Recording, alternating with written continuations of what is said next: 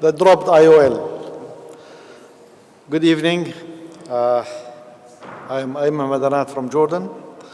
Let me start by thanking the Meom group, Dr. Muhammad Al-Amri, and the organizing committee for inviting me to this esteemed meeting.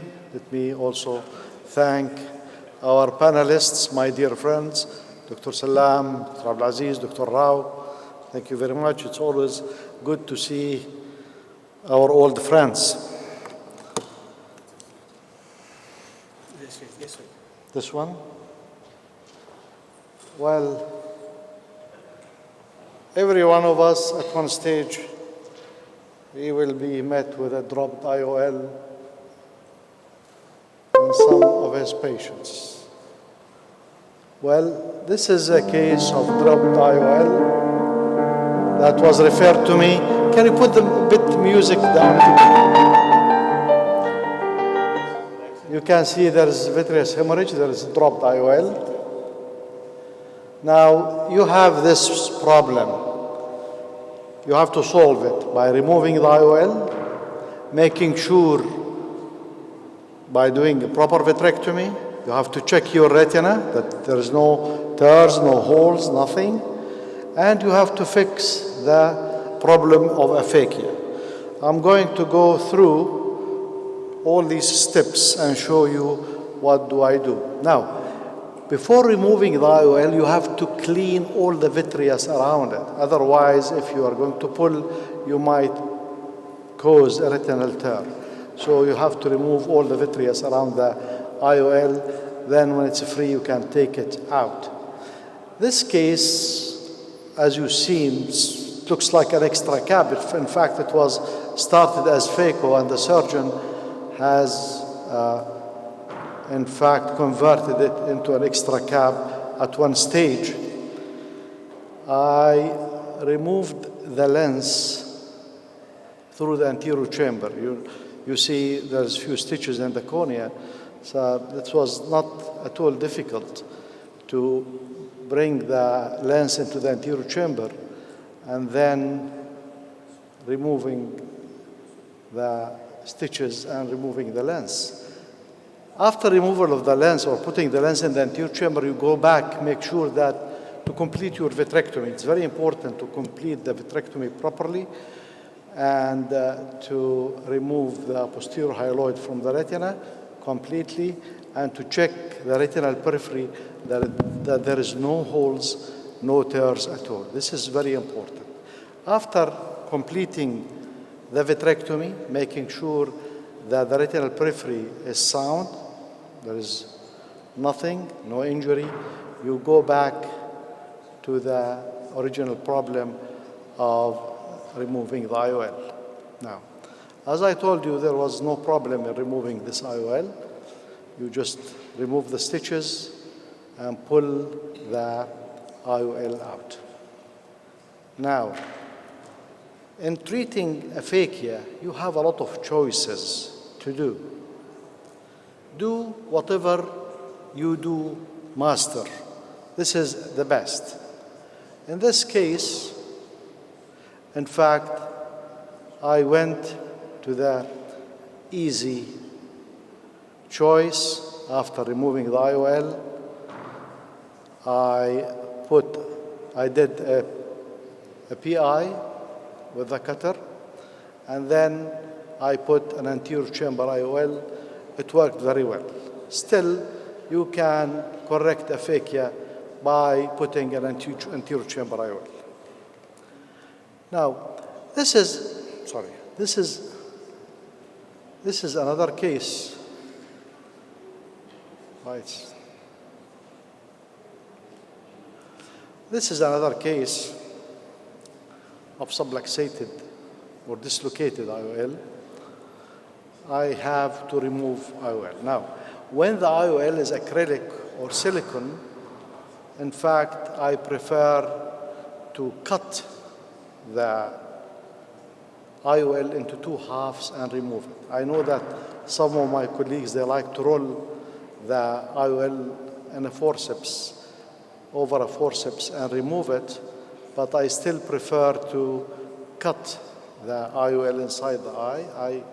I guess that this is the less traumatic way of removal of the IOL. Now you have to use a special scissor with a serrated edge to keep the lens not moving, and you have to be careful not to injure the iris or to injure the capsule when you are doing this step.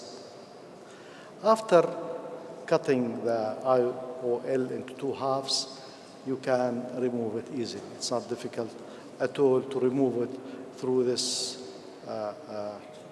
small retinal or corneal wound.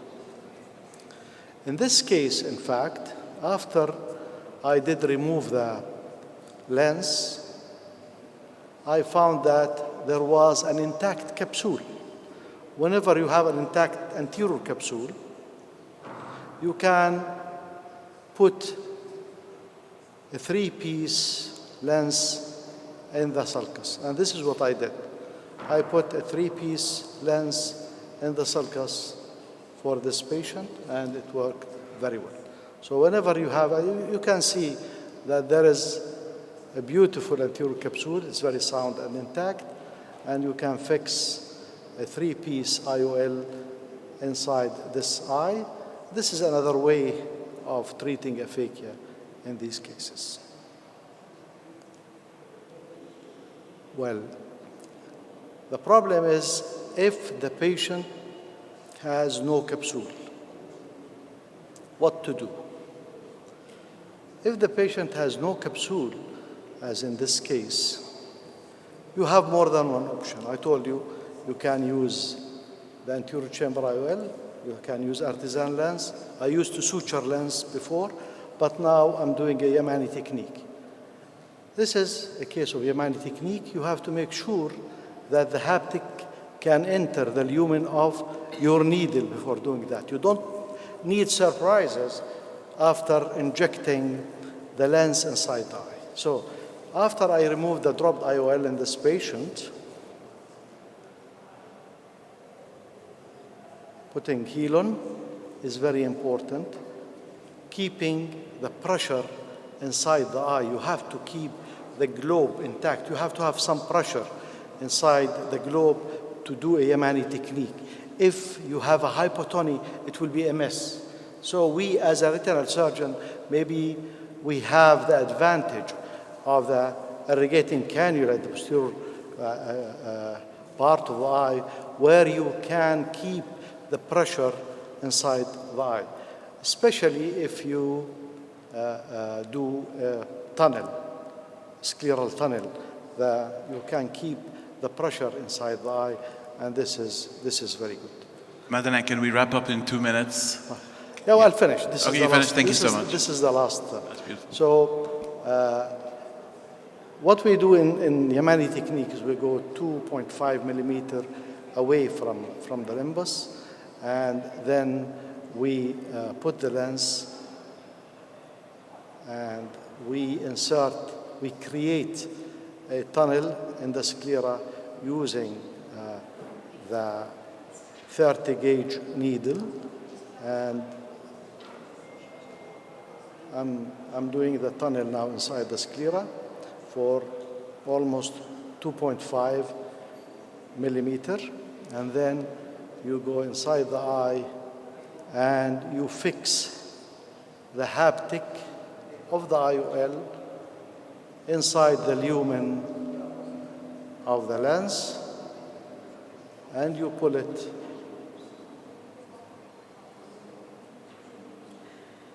It's very tricky.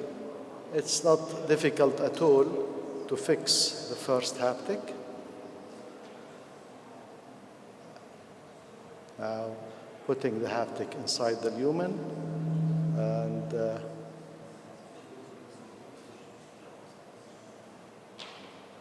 you have to make sure that there is enough haptic inside the lumen before pulling. You don't want to lose the haptic. You will go into trouble. So this is you pull your haptic and then you cauterize it, and you do the same in the second haptic. fixing the second haptic, telling the truth, is more tricky than the first haptic. But whenever you're mastering the technique, it becomes a routine for you. I know I told you that you can do this with artisan lens, you can do it by suturing the lens, you can do whatever you are mastering, you can do. We can start the discussion if you want. While people I think this is great. This is a 30 gauge needle for the audience. The standard 30 gauge needle. This is a 30 gauge needle. So you'll postpone the discussion, or you want to? No, I think we'll have to move on because of the number of videos. Okay, the question, is this a 30 gauge needle? This is a 30 gauge needle. 30 gauge. And even you can use, there's a 27 gauge needle that can be used. You can use both. Yes. I have both, in fact, and I tried both. But I think using the 30 gauge needle is easier to create the scleral tunnel than the 27 gauge. Very nice. Thank you so much. We'll see if we can catch up, but I think it will be difficult to catch up with slide. Dr. Vivek is our next speaker, and then can we go to Dr. Vivek first? Yes, please.